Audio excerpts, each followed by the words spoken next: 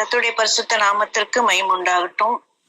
இன்றைய தினத்திலும் தியானத்துக்கு என்று 2 தீமோத்தேயு 1 அதிகாரம் 7 எடுத்துக்கொள்வோம். 2 தீமோத்தேயு 1:7. தேவன் நமக்கு பயமுள்ள ஆவியை கொடாமல் பலமும் அன்பும் தெளிந்த புத்தியும் உள்ள ஆவியையே கொடுத்திருக்கிறார். தேவன் நமக்கு பயமுள்ள ஆவியை கொடாமல், அப்போ கர்த்தர் பயமுள்ள ஆவியை கொடாமல் பலமும் அன்பும் தெளிந்த புத்தியும் உள்ள ஆவியை நமக்கு கொடுத்திருக்கிறார். இப்போ பயம் தனியா வராது. பயம் இருந்தா என்ன செய்யும்னா கவலை வந்துரும், அப்புறம் கலக்கம் வந்துரும், அப்புறம் ஒரே டென்ஷன் ஆயிரும், அப்புறம் அந்த எதுக்காக பயப்படுறோமோ அது ஒரே வெறுப்பு வந்துரும், அப்புறம் மன அழுத்தம் வந்துரும், எல்லாம் சேர்ந்து வரும். பயம்னா வெறும் பயம் மட்டும் வராது, கூட சேர்ந்து இத்தனையும் வரும். கவலை, கலக்கம், டென்ஷன், வெறுப்பு, மன அழுத்தம் எல்லாம் சேர்ந்து வந்துரும். ஒரு சிலருக்கு பார்த்தோம்னா எதுக்கு எடுத்தாலும் பயம் வந்துரும். கடைசியில அந்த பயத்தின் ஆவி என்ன செய்கிறோம், அவங்களை ஆட்கொண்டு விடும். பயம் ஒரு மனிதனுக்குள் ஆழமாய் வேர் விடும் போது என்ன ஆகும்னா சரீர ஆரோக்கியம் பாதிக்கப்படும், மன வலிமை, கான்பிடன்ஸே போயிரும், தன்னம்பிக்கை இழக்க செய்யும். அவங்க பத்தாதுன்னு கூட இருக்க வீட்டுல இருக்கவங்க எல்லாருடைய சமாதான குறைவும் உண்டாக்கிடுவாங்க. அப்போ இப்ப எல்லாத்தையும் கூட்டி கழிச்சு பார்த்தோம்னா இந்த பயம் என்னது, ஒரு தீய சக்தி. அதனால பயம் இருதயத்தை சோர்வுற செய்து கர்த்தர் கொடுத்திருக்கும் இந்த வாழ்க்கையை இன்பமாய் அனுபவிக்க முடியாதபடி விரக்தியையும் வேதனையையும் ஏற்படுத்தி சித்திரவதை செய்யும் ஒரு கொடிய ஆயுதமா இருக்குது. அதனால பயமா இருக்குன்னு எல்லாரும் சொல்ற மாதிரி நம்மளும் சொல்லிட்டே இருக்கக்கூடாது. இது எவ்வளவு பெரிய ஒரு தீய சக்தி என்பதை நம்ம புரிந்து கொள்ள வேண்டும். அதனால கர்த்தர் கொடுத்த இந்த இன்பமான வாழ்க்கையை நம்ம என்ன செஞ்சிடக்கூடாது, இந்த பயத்தின் ஆவியினால நம்ம வேதனை அனுபவிக்க கூடாது. அந்த கொடிய ஆயுதத்துக்கு நம்மளை விற்று போடக்கூடாது. ரொம்ப ஜாக்கிரதையா இருக்கணும். அப்போ இந்த பயத்துக்கு என்ன காரணம் அப்படின்னு பார்த்தோம்னா ஆதியாகமம் 3:10. ஆதியாகமம் 3 அதிகாரம். அதற்கு அவன், நான் தேவருடைய சத்தத்தை தோட்டத்திலே கேட்டு நான் நிர்வாணியா இருப்பதினால் பயந்து ஒளித்து கொண்டேன் என்றான். பாருங்களேன், ஆதாமும் ஏவலும் சந்தோஷமாய் தேவனோடு சம்பாஷித்து உலா வந்தவர்கள். அப்போ இவ்வளவு சந்தோஷமா உலா வந்தவர்களான ஆதாமும் ஏவாளும் திடீர்னு பயந்துட்டாங்க. ஏன் பயந்தாங்க? திடீர்னு பயந்து தங்களை ஒளித்து கொள்ள காரணம் என்னன்னா கீழ்ப்படியாமை என்னும் பாவம். இந்த கீழ்ப்படியாமை என்ன பண்ணுச்சு, மீறுதலை செய்ய வச்சுச்சு, பொய் சொல்ல வச்சுச்சு. இந்த பாவம் பாருங்களேன், ஒரு பாவத்தை தொடர்ந்து வரிசையா நிறைய பாவங்கள் தொடருது. அப்போ உங்க பாவங்கள் உங்களை தொடர்ந்து பிடிக்கும். அதனால பாவத்துக்கு அடிப்படையான காரணம் பாவம். என்றோ செய்த பாவம் கூட என்ன இருக்கும், காரணமாய் தொங்கிக் கொண்டிருப்பதை நம்ம உணர்வோம். அதனால ஆதாம் ஏவாளின் பாவம் தொடர்ந்து என்ன பண்ணுச்சு, சாபத்தை பிறப்பித்தது. ஒரு பாவம் ஒரு பயம், ஒரு பயத்தினால செய்யற ஒரு பாவம் அது என்ன செய்யுது, அடுத்தடுத்து பாவங்களை செய்ய வைக்குது. அதனால இந்த பயத்துக்கு நம்ம இடம் கொடுக்கவே கூடாது. அப்போ இடம் கொடுக்காம இருக்கணும் அப்படின்னா நம்ம என்ன செய்யணும், பாவம் செய்யாதவன் என்ன செய்ய மாட்டான், பயப்பட மாட்டான். பாவம் செய்யாதவன் பயப்பட மாட்டான். அதனால முதல் காரணம் கர்த்தருடைய வார்த்தைக்கு இல்ல பரிசுத்த ஆவியானவர் உணர்த்துற காரியங்களுக்கு கீழ்ப்படியாம இருக்கும்போது நமக்குள்ள என்ன வருது, பயம் வருகிறது. ரெண்டாவது என்ன காரணம்னு பார்த்தோம்னா மார்க்கு 4:40. மார்க்கு 4:40. அவர் அவர்களை நோக்கி, ஏன் இப்படி பயப்பட்டீர்கள்? ஏன் உங்களுக்கு விசுவாசம் இல்லாமற் போயிற்று என்றார். ஏன் இப்படி பயப்பட்டீர்கள்? அப்போ யாவையும் செய்து முடிக்கும் தேவன் நம்மோடு இருக்கும்போது பயம் ஏன் வருது? விசுவாச குறைவினால் வருது. நமக்கு நல்லா தெரியும் கர்த்தர் பெரிய கர்த்தர்ன்னு தெரியும், அவரால் எல்லாம் செய்ய முடியும்னு தெரியும், அவர் நம்ம கூட இருக்கிறான்னு தெரியும். ஆனாலும் ஏன் நமக்கு பயம் வருது? விசுவாச குறைவு. தங்கள் எதிர்காலம், பிள்ளைகளின் எதிர்காலம், எதிர்கொள்ள இருக்கும் சவால்கள், இவை எல்லாம் என்ன ஆகுதுன்னா விசுவாச குறைவினால நமக்கு பயம் வந்து விடுகிறது.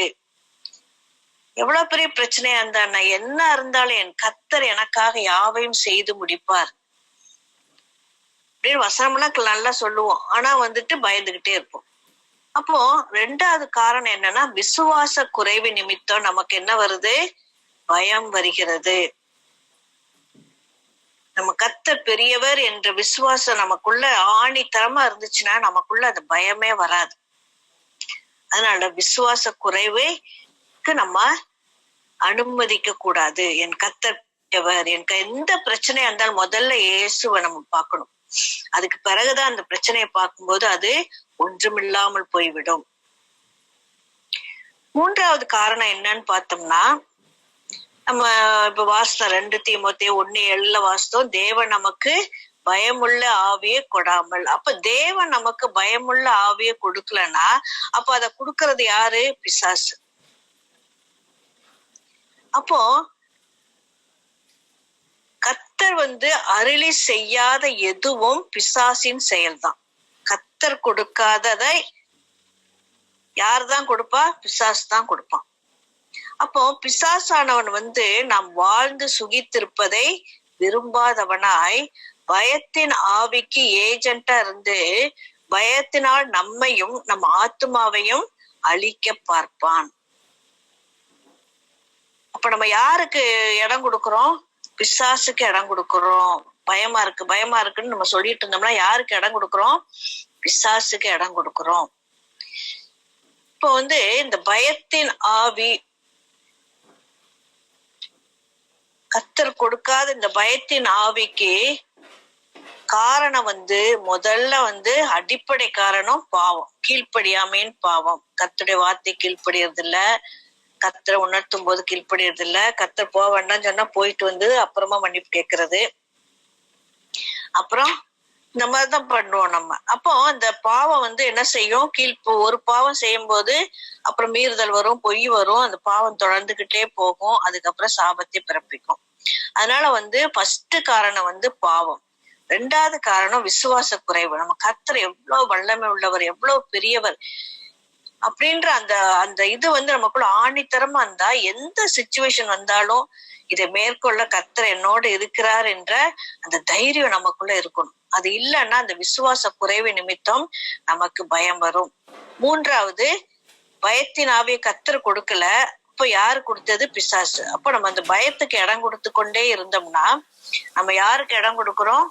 பிசாசுக்கு இடம் கொடுத்து கொண்டே இருக்கிறோம். அதனால நம்ம மிகுந்த ஜாக்கிரதை உள்ளவர்களாய் என் தேவன் நமக்கு அன்பும் தெளிந்த புத்தியும் உள்ள ஆவியை கொடுத்திருக்கிறார் என்ற விசுவாசத்தோடு நல்ல தைரியமா இருக்கணும். கர்த்தர் பெரியவர், என் கர்த்தர் என் கூட இருக்கிறார். அது என்ன பிரச்சனையா இருந்தாலும் சரி, என்ன பாடுகள் இருந்தாலும் சரி, என்ன ப்ராப்ளமா இருந்தாலும் சரி, என் கர்த்தர் என் கூட இருக்கும்போது எதுவும் என்னை ஒண்ணும் செய்ய முடியாது, இதெல்லாம் கடந்து போகும், என் கர்த்தர் ஜெயத்தை கொடுப்பார் அப்படின்னு சொல்லி நம்ம நல்ல தைரியமான விசுவாச வார்த்தைகளை பேசிக்கொண்டே இருக்க வேண்டும். அப்பொழுது பிசாசு வெட்கப்பட்டு ஓடி விடுவான். ஏன்னா கர்த்தர் நம்மளை எதுக்காக படைச்சிருக்காருன்னா இப்படி பயந்து நம்ம சந்தோஷத்தை, நம்மளுடைய சமாதானத்தை, நம்மளுடைய ஆரோக்கியத்தை எல்லாம் கெடுத்து கொள்ளணும்னு சொல்லி கர்த்தர் நம்மளை படைக்கவே இல்லை. கர்த்தர் நம்மளை என்ன சொல்றாருன்னா சங்கீதம் 33:12, கர்த்தரை தங்களுக்கு தெய்வமாக கொண்ட ஜாதியும் அவர் தமக்கு சுதந்திரமாக தெரிந்து கொண்ட ஜனமும் பாக்கியம் உள்ளது. பாருங்க, நம்மள என் பிள்ளைங்க எல்லாம் பாக்கியம் உள்ளதுன்னு சொல்றாரு. அப்போ கர்த்தரை தெய்வமா கொண்ட நாம என்ன செய்யணும்? பாக்கியம் உள்ளவர்கள், நம்ம எல்லாம் பிளெஸட் பீப்புள்ன்ற அந்த அந்த சந்தோஷம் நமக்குள்ள எப்பொழுதும் இருக்கணும். அப்போ நமக்கு என்ன சொல்றாருன்னா, அதே சங்கீதம் 32:1, எவனுடைய மீறுதல் மன்னிக்கப்பட்டதோ, எவனுடைய பாவம் மூடப்பட்டதோ அவன் பாக்கியவான். பாத்தீங்களா? கர்த்தர் நமக்காக எவ்வளவு பெரிய தியாகம் செய்து நம்ம மீறுதல்கள் பாவங்களை எல்லாம் மன்னிக்கிறதுக்கும் மூடுறதுக்கும் நம்ம இயேசு கிறிஸ்துவை நம்ம தெய்வமாய் பெற்றிருக்கிறோம். எவ்வளவு பெரிய பாக்கியவான்கள் நம்ம. அதே 1 யோவான் 1:9, நம்முடைய பாவங்களை நாம் அறிக்கையிட்டால் பாவங்களை நமக்கு மன்னித்து எல்லா அநியாயத்தையும் நீக்கி நம்மை சுத்திகரிப்பதற்கு அவர் உண்மையும் நீதியும் உள்ளவராய் இருக்கிறார். சரிங்களா? கர்த்தரை தெய்வமாக கொண்டதுனால பாக்கியசாலியான நாம் பாவ மன்னிப்பு நிச்சயம் பெற்ற பாக்கியசாலியாயும் மாறும்படி தேவனும் விரும்புகிறார். பாருங்களேன், நம்ம என்னதான் தவறுகள் செய்தாலும் மீறுதல் செய்தாலும் நம்மளை மன்னிக்கிறதுக்கு, நம்முடைய பாவங்களை மூடுறதுக்கு நம்ம கர்த்தர் நம்மளோடு இருக்கிறார். அதனால நம்ம என்ன செய்யணும்? நம்ம செய்ய வேண்டியது எல்லாம் நம்ம தவறுகளை உணர்ந்து மனம் திரும்பி தேவனிடத்துல மன்னிப்பு பெற்றுக்கொண்டு பாக்கியவான்களாய், தைரியம் உள்ளவர்களாய், பிசாசுக்கு எதிர்த்து நிற்கிறவர்களாய் நம்ம என்ன செய்யணும்? வாழ வேண்டும்.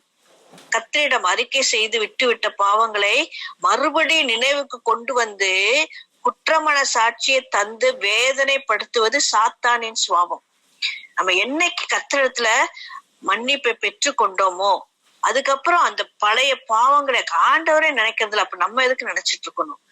நம்ம அதையெல்லாம் இதனால இருக்குமோ, அது அப்ப நான் அப்படி பண்ணேன், இப்படி இருக்குமோ, அப்படி என்னைக்கு அதை உணர்ந்து ஆண்டவர்கிட்ட நம்ம அறிக்கை இட்டுட்டோமோ கர்த்தர் அதை மன்னித்து செக்க செவேன்னு இருந்தாலும் அதை பனி போல மாற்றுவல்ல கர்த்தர் நமக்கு இருக்கிறார்.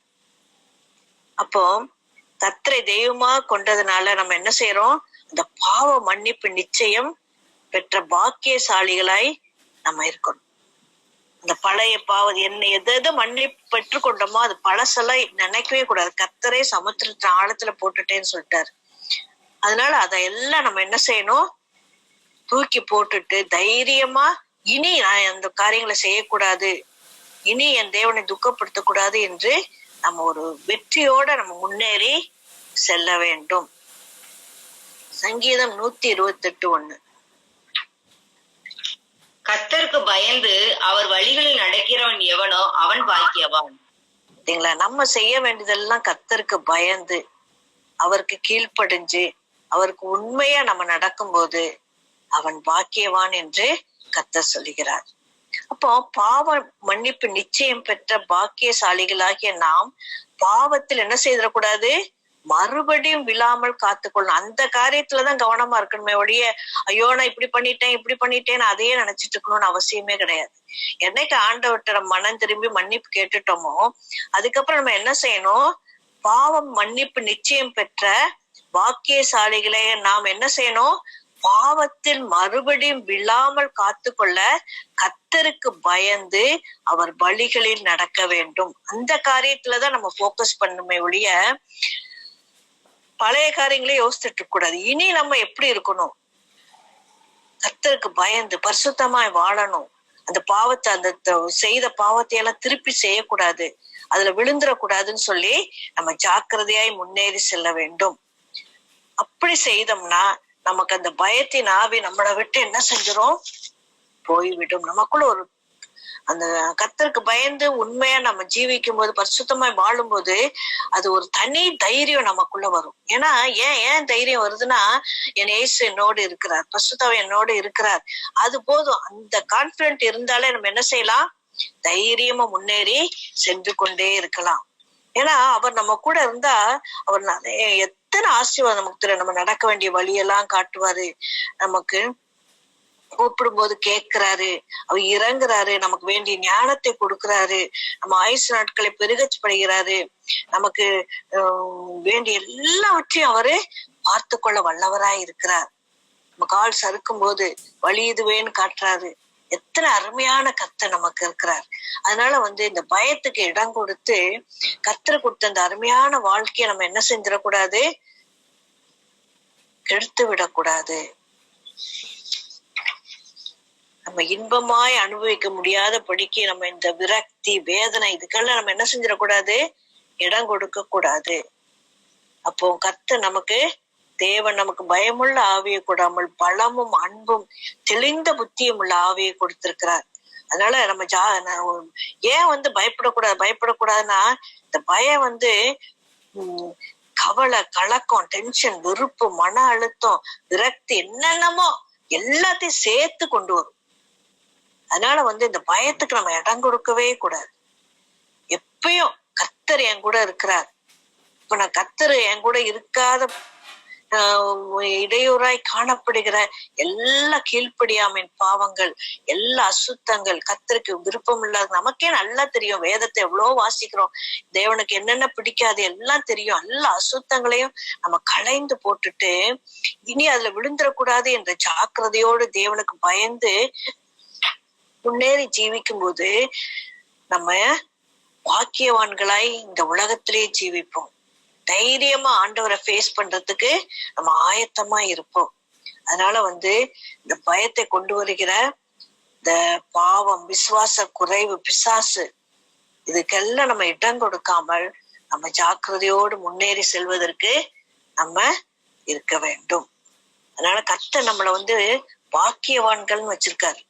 அவர் மேல் நம்பிக்கையா இருக்கிற மனுஷன் பாக்கியவான்.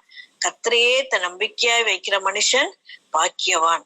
அதனால கர்த்தருடைய வேதத்தில் பிரியமாய் இருந்து இரவும் பகலும் அவருடைய வேதத்தில் தியானமாய் இருக்கிற மனுஷன் பாக்கியன். இதெல்லாம் நம்ம தான், இந்த பாக்கியவான்கள் எல்லாம் நம்ம தான்.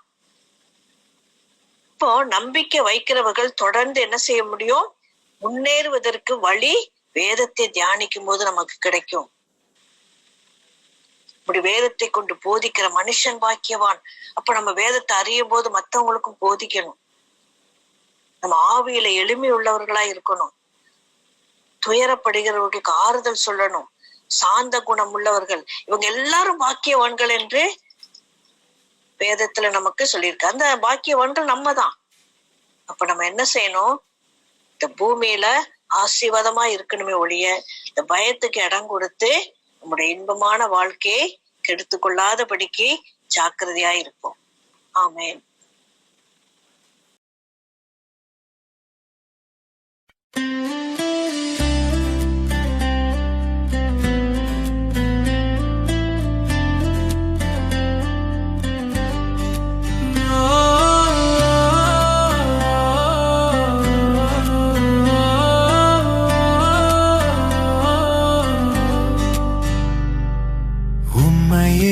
பாடுகிறேன், உள்ளமெல்லாம் மகிழ்கின்றேன், ஒருபோதும் மறவேனையா இயேசுவே உம் கிருபை போதுமையா, எனக்கு உம் கிருபை போதுமையா.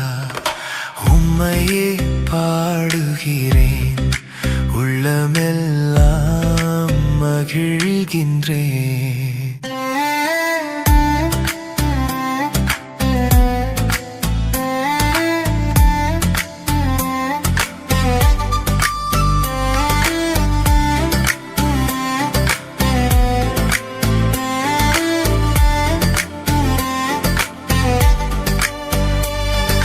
வாழ்க்கை பாதையிலே எத்தனையோ துயரங்கள் தோல்விகளும் வந்ததையா ஏசையா, தோல்விகளும் வந்ததையா.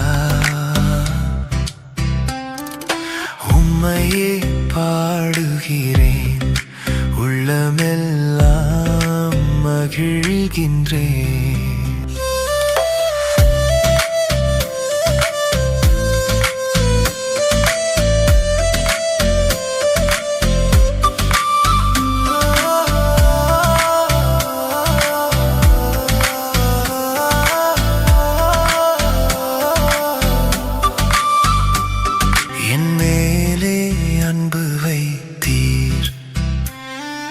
உள்ளத்தில் வாசம் வைத்தீர்.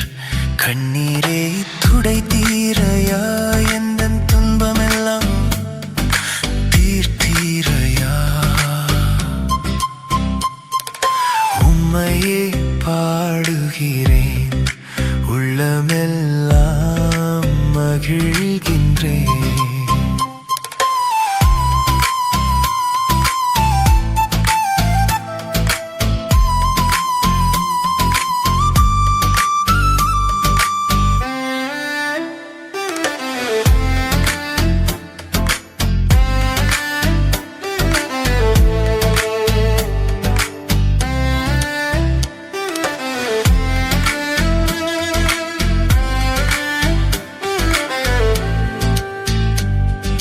பாடல்கள் பாடிடுவேன், வாயார புகழ்ந்திடுவேன். உம்மை எங்கும் சொல்வேனையா, உம்மை எங்கும் சொல்வேனையா.